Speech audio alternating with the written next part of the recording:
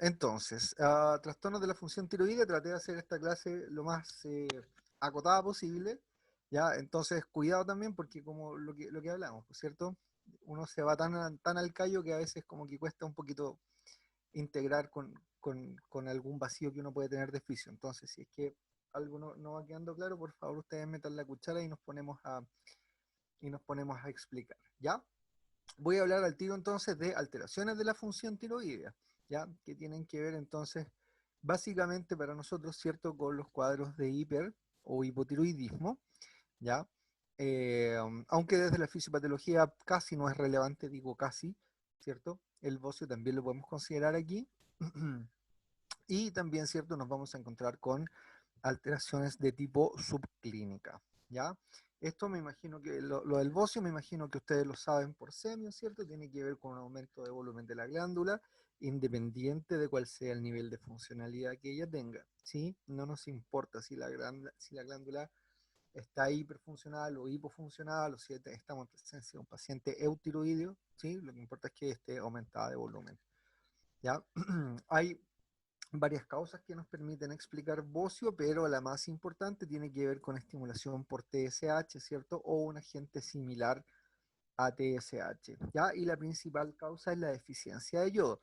Ahora, como ustedes saben, ¿cierto? Si bien hay regiones en el mundo donde los suelos son pobres en yodo, debido a la suplementación, ¿cierto? De la sal de mesa con yodo, es muy difícil entrar en un estado de déficit de yodo por baja ingesta. Sin embargo, ya, es relativamente común tener presencia de algunos agentes bocígenos como contaminantes en el agua, tiocianatos, cloratos, nitratos, ¿ok? Y lo que hacen estos agentes bocígenos es básicamente competir con el NIS, ya que ustedes saben, ¿cierto? Es el cotransportador sodio-yodo. Por lo tanto, en ese contexto, a pesar de tener una ingesta normal de yodo, ¿cierto? No habiendo la posibilidad de captar, ¿cierto? De hacer clearance por parte de la glándula tiroides de ese yodo, entonces se entran en estos estados de deficiencia, ¿ok? Otra posibles causas, ¿cierto? Son los adenomas, ¿cierto? O los adenocarcinomas, también pueden ser, ¿ya? Y el tratamiento con litio, que también se describe, ¿cierto? Como parte de las complicaciones que puede haber en el tratamiento con litio, como el aumento de volumen de la glándula tiroides. ¿Ya? Como yo les decía, desde un punto de vista de la fisiopatología, no es el bocio por sí solo no genera gran, gran complicación. ¿Ya? Por lo general se describe que la principal complicación del bocio tiene que ver con un tema estético para los pacientes. ¿Ya? Sin embargo, si estuviéramos en presencia de un bocio desatado, así una cosa, una glándula muy grande, ya eventualmente podríamos tener compresión de estructuras, ¿ya? En ese sentido, ¿cierto? La compresión de esófago con la correspondiente disfagia, ¿ok? O la compresión de la vía aérea podrían ser, ¿cierto? Desde un punto de vista fisiopatológico, las situaciones más relevantes. Están en la fisiopatología, ¿cierto? De las alteraciones de la glándula tiroides se vuelven bien importantes las enfermedades autoinmunes, ¿ya? En ese sentido, hay que comentar primero que hay pérdida de tolerancia frente a varios antígenos, ¿cierto? Se ha demostrado, ¿cierto? Por ejemplo, pérdida de tolerancia frente al receptor de TSH, ¿ya? Frente a la tiroglobulina, ¿cierto? Frente a la tiroperoxidasa, ¿ya? Y en ese sentido, nos vamos a encontrar con que se puede producir infiltración de linfocitos T, ¿cierto? Interacción y con estimulación de linfocitos B y por lo tanto producción también de autoanticuerpos, ¿ok? ¿Cuáles van a ser esos autoanticuerpos? Va a depender un poquito, ¿cierto? De cuál haya sido el antígeno eh, para el cual se perdió la tolerancia. En enfermedad de Graves, por ejemplo, que es el que nos va a importar, ¿cierto? Porque cuando empecemos a hablar de hipertiroidismo, ¿ya? Eh, los que priman, ¿cierto? Son los TRAP, ¿ok? Los TRAP, para que, por si es que alguien no lo sabe, son déjenme cambiar la flecha a esta cosa que me dicen que se nota mejor cuando uno muestra. Los TRAP, ¿cierto? Que son los autoanticuerpos contra el receptor de TSH, ¿ya? Aquí, ojo, ¿ya? Hay dos tipos de traps.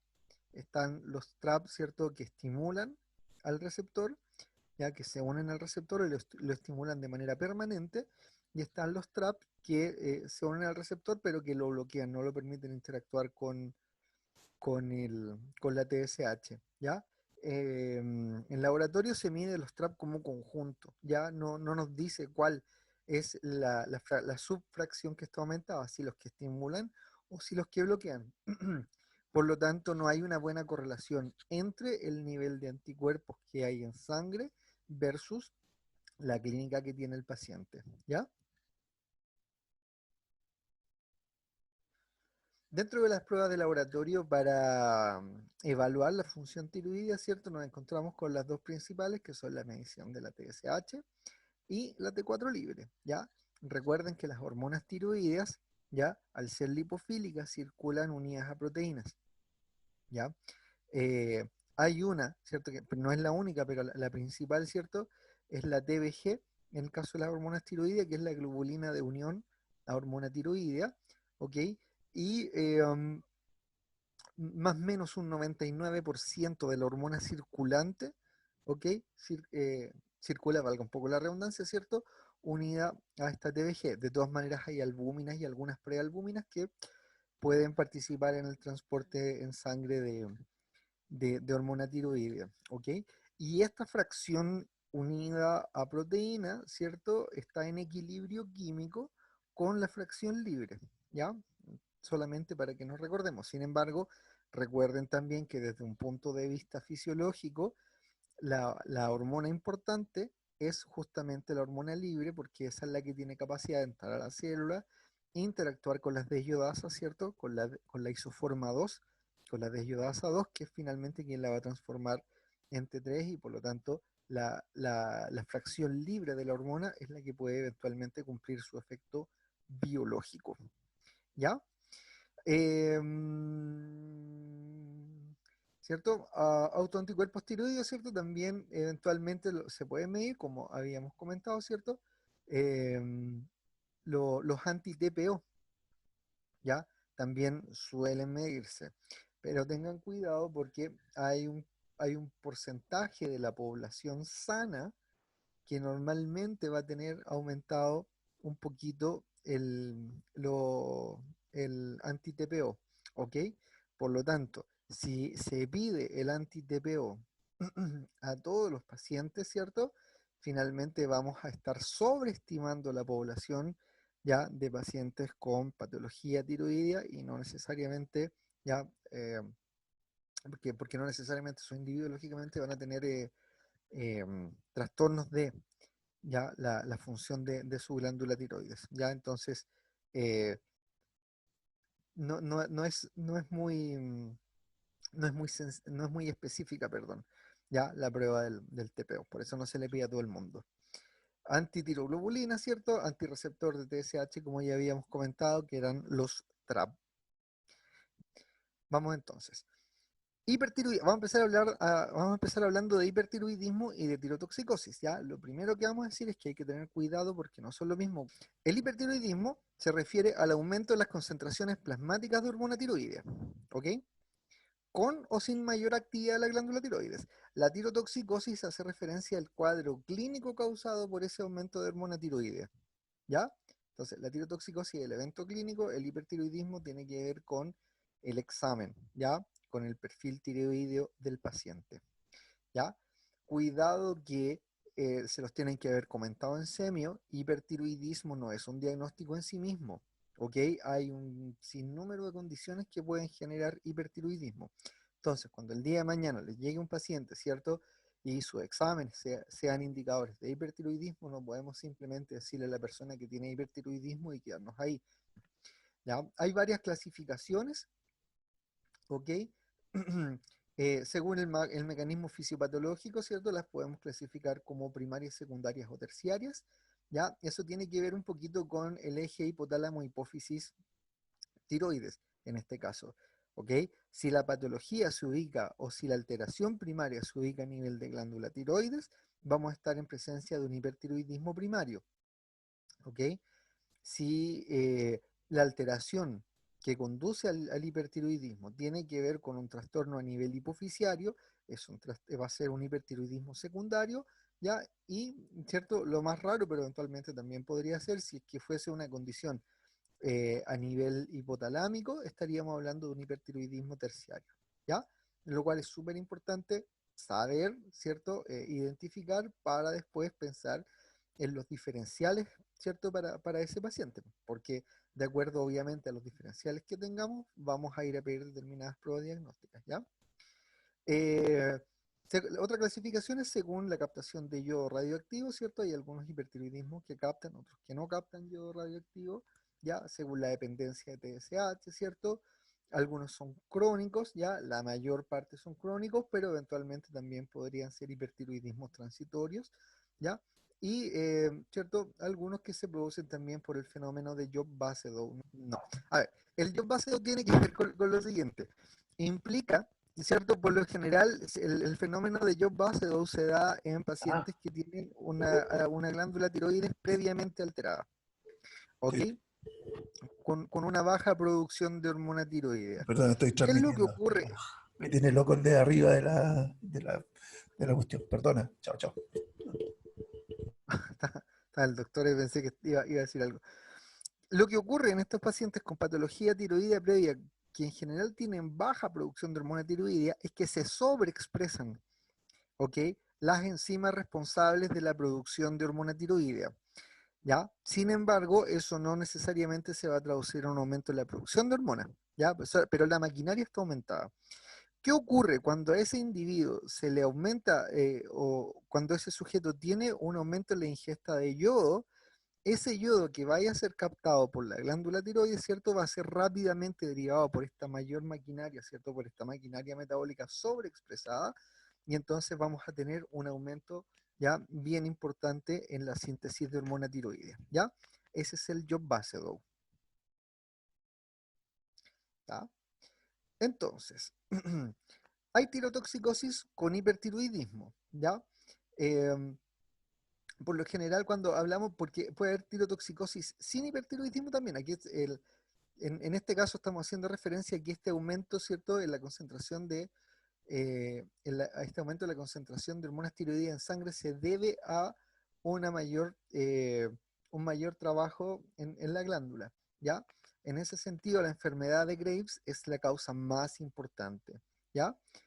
Graves o Graves-Basedow, ¿ya? Pero aquí hablamos del Graves-Basedow, ahí yo lo tenía como el Graves-Basedow aquí, como esta entidad clínica patológica, ¿ok?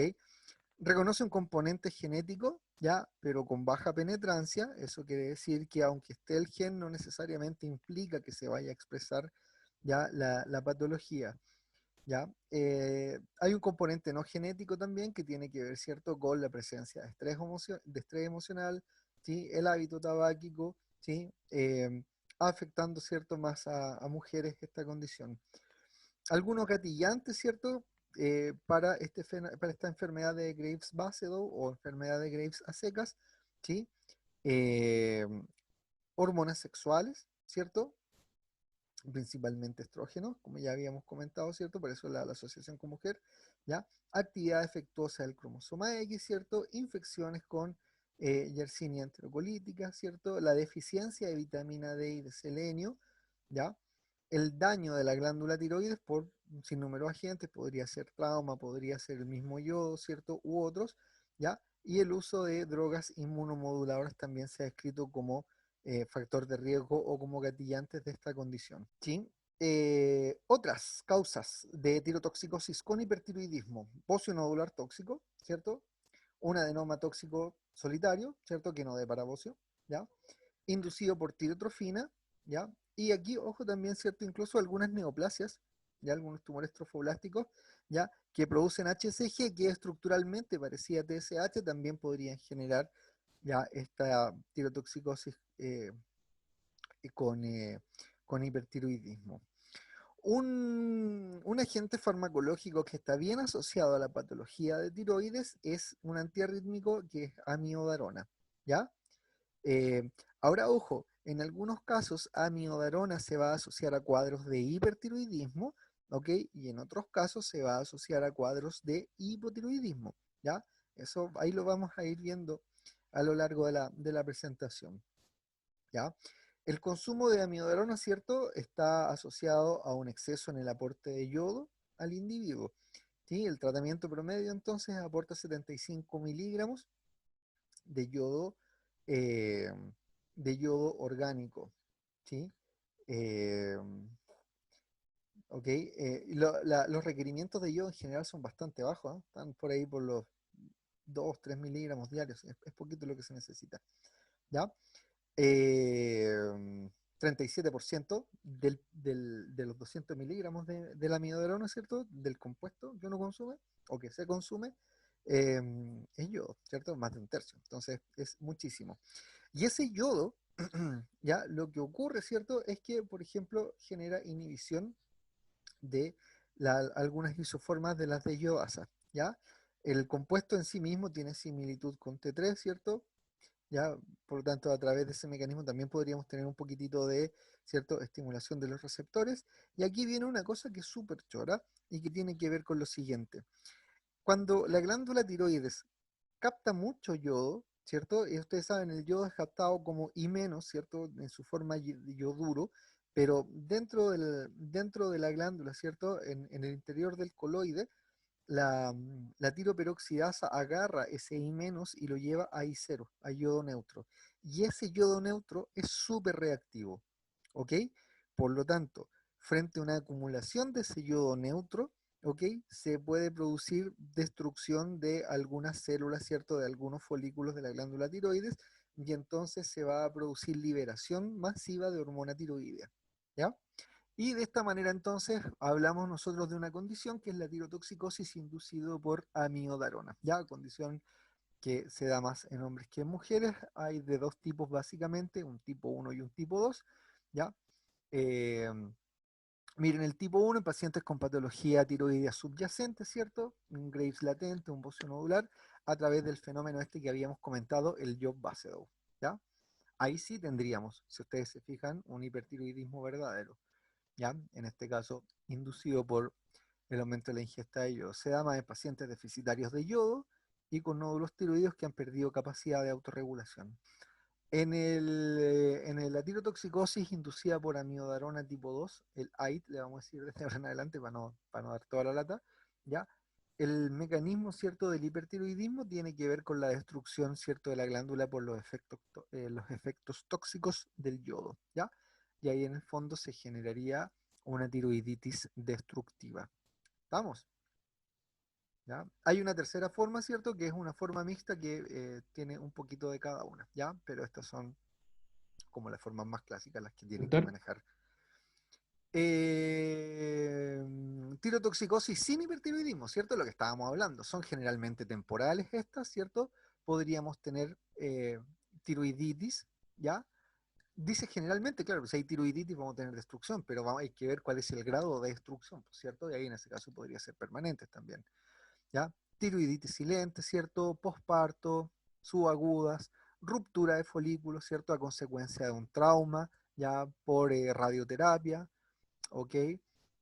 Fármacos, ¿cierto? El interferón alfa, la amiodarona que ya habíamos comentado, ¿ya?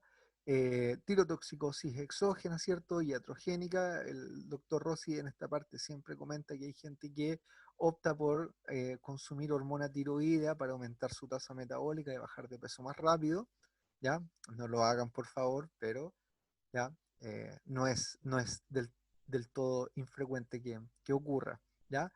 Y también podríamos tener cierto producción ectópica, ya que es muy raro, pero podría eventualmente ser también una posibilidad, ya, producción ectópica de hormona tiroidea,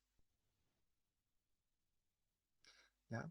Desde un punto de vista clínico, esto lo voy a ver así nomás, porque esto ustedes lo vieron en semio. Les puse acá a las UCP, ya que son las proteínas desacoplantes. Estas se las había nombrado yo en la clase de obesidad. Entonces quiero que miren acá, en este monito, déjenme mover el cuadro del chat, ¿cierto? Aquí tenemos a las mitocondrias, ¿cierto? Ustedes saben que hay una gradiente de protones entre la matriz y la matriz interna. ¿cierto? Entre la matriz externa y la matriz interna, a veces hablan de la matriz nomás, pero entre las dos matrices. Y esa gradiente de protones tiende a llevar protones, ¿cierto?, hacia la matriz interna, y ahí es donde se ubica la ATPasa, ¿cierto? Ahí es donde se ubica la ATP sintetasa, ¿cierto? Que está encima, que agarra, ¿cierto?, la energía cinética dada por la gradiente electroquímica del protón y la ocupa para sintetizar, ¿cierto?, para fosforilar, ahí sí, un ADP y se forma ATP. ¿Ya? Eso lo sabemos. Resulta que en las mitocondrias también hay una proteína, ¿cierto?, que se llama UCP, que es la proteína desacoplante. ¿Qué es lo que hace la proteína desacoplante? La proteína desacoplante permite el paso de un protón desde la matriz interna, asociarlo a producción de ATP. ¿Ok? Entonces, consecuencias de esto. ¿Sí? Primero, la Profe, energía que se libera no va a ser ocupada, ¿cierto? Para... ¿Aló? ¿Alguien iba a preguntar algo? ¿y puede repetir lo que dijo recién? Es que se cortó un poquito, por favor. Ah, ya. Lo que hace la... ¿Hasta dónde sí se escuchó? ¿O hasta dónde sí la us- escuchaste tú? No, no sé, yo no escuché la parte donde dijo permite el paso de un protón desde la matriz. Ah, ya. Acá. La proteína desacoplante permite el paso de un protón desde la matriz externa a la matriz interna. Ahí sí. Y no lo Sí, asocia a la producción de ATP. ¿Ya? No lo asocia a la producción de ATP. la Entonces, grasa. ¿ya? Entonces, ¿qué ocurre? La energía, ¿cierto? Ya no tenemos transformación de energía cinética en energía química. Disculpen que hable en términos así como tan de bioquímica, ¿cierto? Como tan de... Pero pasa eso, ¿cachai? La energía, el movimiento del protón, esa energía cinética ya no se transforma en energía química. Por lo tanto, ¿cómo se libera? Como calor. ¿Ok? De esta manera, la presencia de las proteínas desacoplantes es una forma más a través de las cuales, ¿cierto?, se produce calor. Porque saben que todas las reacciones químicas, ¿cierto?, cada vez que gastamos un ATP, el uso de ese ATP, de la energía, ese ATP no es 100% eficiente y se libera un poquito de calor. Eso es un clásico que uno se lo enseñan. ¿Qué ocurre? Las hormonas tiroideas generan un aumento en la expresión de proteína desacoplante. Y como aumenta la expresión de proteína desacoplante, ¿qué ocurre con la producción de calor? Aumenta. Y ese es un mecanismo importante que explica, ¿cierto?, la hipertermia en el paciente con hipertiroidismo. ¿Ya? Pero además, ojo, ¿qué pasó con la capacidad de producción de ATP de la mitocondria? Bajó, ¿cachai? Eso significa que, no sé, de una molécula de glucosa, por poner un ejemplo, ya no vamos a producir estos famosos 36 ATP, que en realidad no son 36, pues es un poquito más variable, pero ocupemos el número cierto 36. Ahora con esta molécula de glucosa vamos a generar, no sé, invento 30 ATP, pero esos 6 ATP de diferencia la célula igual los necesita, entonces eso nos lleva a su vez a aumentar, ¿cierto?, el consumo de glucosa para producir energía, ¿ya? Eso se traduce en un aumento en el metabolismo basal del sujeto. ¿Estamos claros? Oftalmopatía de Graves, ¿cierto? Signos oculares, ¿ya? Y esto tiene que ver con qué, no con el hipertiroidismo, sino que con el mecanismo, que en este caso tiene que ver con la presencia de estos autoanticuerpos, ¿ya? Y lo que ocurre es que hay antígenos, ¿cierto? Expresados a nivel de fibroblastos, ¿cierto? A nivel de grasa retroorbitaria, que son, ¿cierto? Reconocidos, ¿ya? Por estos autoanticuerpos, se unen a ellos y eso explica entonces el aumento de volumen de la grasa retroorbitaria, ¿cierto?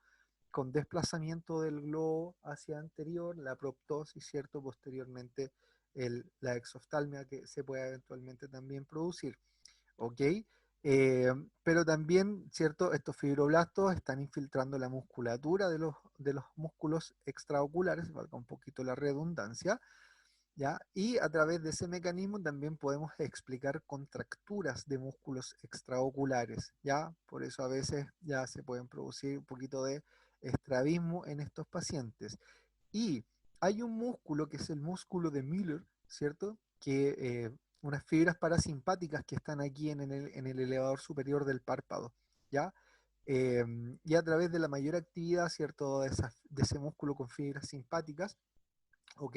vía upregulation de los receptores beta que habíamos comentado, se puede producir también retracción del párpado superior. Ya, y ahí está, ¿cierto? Que puede ser bastante intensa, ¿cierto? Y puede ayudar bastante a generar eventualmente estos cuadros de queratoconjuntivitis zika que se pueden generar en estos sujetos.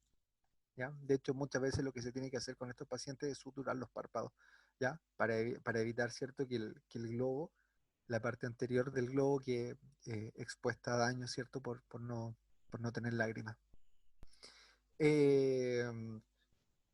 ¿Cierto? Para el manejo de estos drogas antitiroideas, ¿cierto? Inhibidores de la tiroperoxidasa, carbimazol, propiltiuracilo, ¿cierto? Que además bloquea a la isoforma 2 de la desyodasa, ¿ya?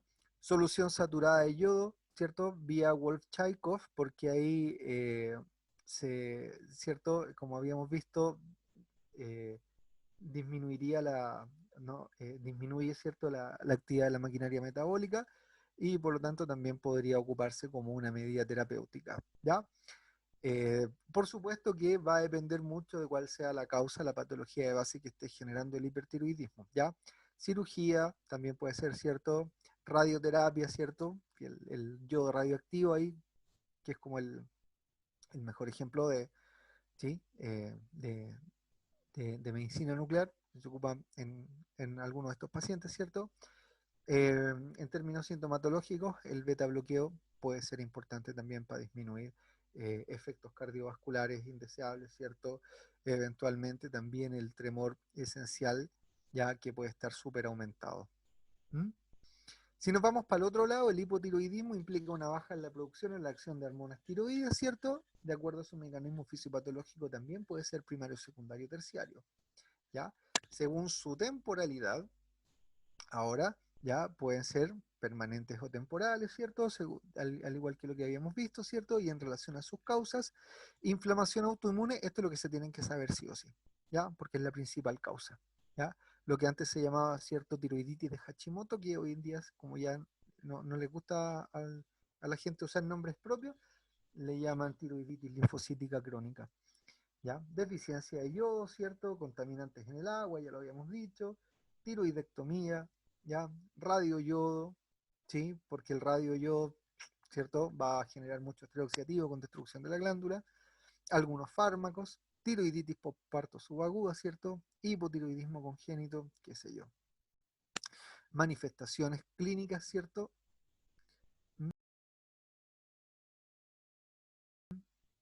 Amiodarona, de nuevo, ¿sí? Pero ahora hacia hipotiroidismo, ¿ya? Se fija lo que les decía, puede generar problemas para los dos lados. Factores de riesgo, la presencia de tiroiditis autoinmune crónica, ¿cierto? Al aumentar el daño a las células foliculares, ¿ya? Cirugía de tiroides, ¿cierto? Uso del yodo 131, drogas para el manejo de Graves, ¿cierto? Uso de agentes vocígenos, ¿ya? El por qué no se sabe mucho, ¿ah? Pero lo que se propone es que falla, ¿cierto? Fallaría la glándula en general el escape al Wolff-Chaikov. Es decir, se produciría una falla al disminuir la expresión del NIS. ¿Se entiende eso, no? Recuerden que el escape al Wolff-Chaikov tenía que ver con menor expresión del NIS. Entonces, si había menos expresión de NIS, ¿sí o no? Captábamos yodo, si captábamos menos yodo, ¿cierto? Podíamos utilizar, ¿cierto? Más eficientemente el yodo que ya estaba ahí y entonces dejábamos de inhibir a la enzima TPO, ¿ya? Y entonces ese menor yodo que entraba iba a ser, podía ser después derivado a la producción de hormona tiroidea. Si se falla en el escape al Wolff-Chaikov, ya lo que estaría ocurriendo acá es que la glándula tiroides sigue captando una cantidad importante de yodo, los radicales de yodo siguen altos y por lo tanto se mantiene constantemente inhibida a la TPO. Y como la TPO está constantemente inhibida, la producción de hormona tiroidea baja. ¿Ya?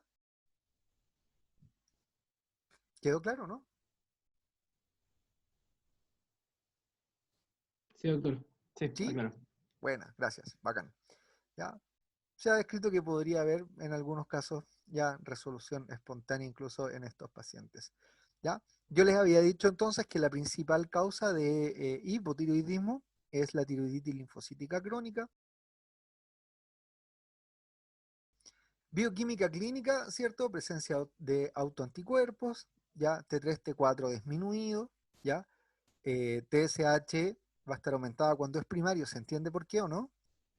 Pero si es secundario o terciario, TSH va a estar disminuido. ¿Se entiende el mecanismo de eso? Sí, profe.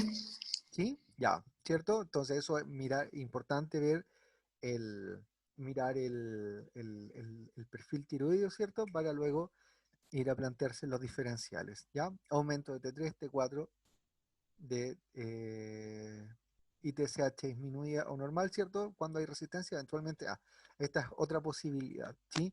Que no estén los niveles bajos de hormonas tiroideas en sangre, pero que haya bajo efecto de ellas, ¿ya? O sea, hay clínica de hipo, pero, cáchense, esto incluso con T3 y T4 aumentadas, ¿ya? Condiciones más raras, ¿ah? Hay dos subunidades, subunidad alfa y una subunidad beta de el receptor de hormona tiroidea y eventualmente se pueden producir mutaciones de ella y por lo tanto hay menor capacidad de respuesta, ¿ya? Por supuesto que es muchísimo más raro, pero eventualmente también podría ser. La explicación de la bioquímica me decían ustedes que la tenían clarita, así es que me quedo súper contento y súper tranquilo por eso, ¿ya? Súper bien. El tratamiento para los pacientes con hipotiroidismo va para quién? Para los que tienen TSH aumentada, ¿cierto? Y una T4 libre, F es por free, por si acaso, ¿ya? Menor a 10 picomol por litro, ¿ya? Como las causas, como la principal causa, ¿cierto? Es crónica, ¿ya? Generalmente también el tratamiento va a ser crónico. Levotiroxina entre 75 a 150 microgramos por día, ¿ya? ¿Cuál es el objetivo? El objetivo es normalizar TSH, ¿ya? Eso es lo importante. Cuidado con los pacientes viejos, ¿cierto? Añosos o que tengan antecedentes de cardiopatía coronaria, ¿ya? Porque recuerden que va a aumentar la frecuencia cardíaca, va a aumentar el gasto y por lo tanto la demanda de sangre de ese corazón va a aumentar, lo que lo va a dejar más expuesto, ¿cierto? A cardiopatía isquémica. Último, ¿cierto? Ya para hablar un segundito solamente del hipotiroidismo subclínico, ¿ya? Eh, TSH alta, pero con T3, T4 normales, ¿cierto? Una condición bastante común, vean ustedes, ¿cierto? Mujeres sobre 60 años, una de cada 5, ¿cierto? Puede llegar a tener esta condición. Y la verdad las cosas es que el principal riesgo es que progrese hacia un hipotiroidismo clínico, ¿ya? Por lo tanto, lo único que se dice, es cierto, que se aconseja como medida de manejo es la monitorización constante, ¿ya? Y eso era lo que les quería comentar de tiroides.